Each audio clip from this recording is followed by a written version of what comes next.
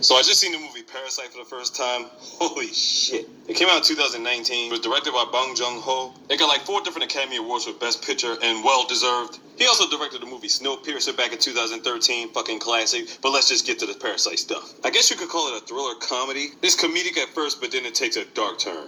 And this movie was on Hulu, so I'm not putting it on YouTube. So you're getting a special one tonight. So this movie's really about greed and class discrimination. The rich and the poor. So you got this typical family living on the outskirts, they're poor. And when I say poor, for example, they got stick bugs in their house, right? On one particular day, the fumigators are coming out to clear out the streets. They leave their windows open so they can get free fumigation throughout the house. They're willing to take all that in so they can kill off the stick bugs inside. It's pretty bad. So anyway, the son has a friend that can get him in with good graces with this rich lady. But he basically has to lie and say he's still a college student or something like that. So he gets there, talks to the lady, pushes up his fake credentials, and she just goes along with it. He starts teaching her daughter, who kind of likes him, really. Yeah, she on him for real.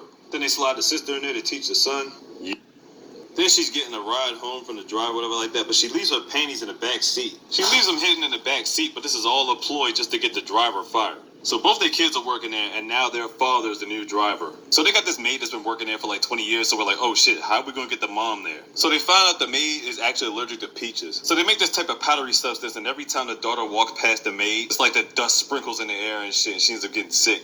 Here's a shot of the dad at the hospital and the maid right behind her. The dad shows the lady at the house, indicating that she has been sick. And she's actually considering letting her go because it's like, we can't have her sick running around the house. We got kids. And guess who takes over her job? The mom.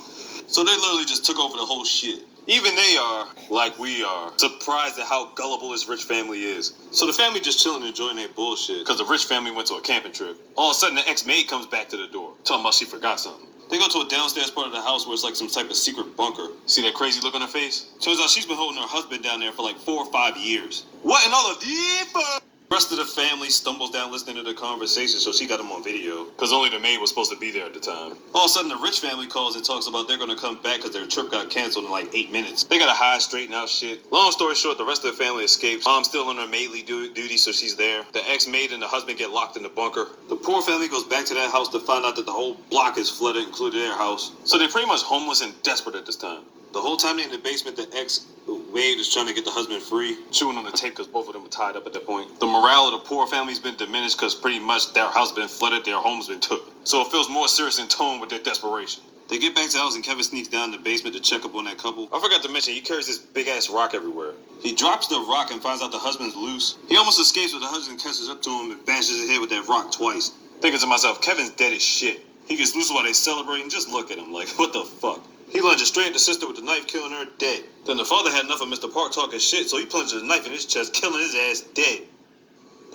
So after all that, we somehow found out that Kevin was still alive, but he had serious brain damage. How the fuck did he survive that? And we found out that his dad has been hiding in the bunker. So I forgot to mention, they got buttons at the bottom of the bunker that control lights. And his dad was trying to send out Morse code signals, hoping that one day his son would see it. One day his son did see it after exploring the mountains. So he said he's going to come up with a plan to basically try to save a bunch of money and actually buy the house, so that he could somehow finally free his dad from the basement. So basically, until that time, his father's just going to have to wait. And that's basically how the movie ends. I basically just gave it to you, but it's so damn good, you need to just watch it anyway. It basically breaks down classes between the rich and the poor, and what certain lengths where people go through just to be able to live comfortably. Like, the poor people's home was legit underground, and the rich lived on a fucking hill. A cinematic definition of upper class to lower class. It's a cinematic masterpiece, and it's on Hulu.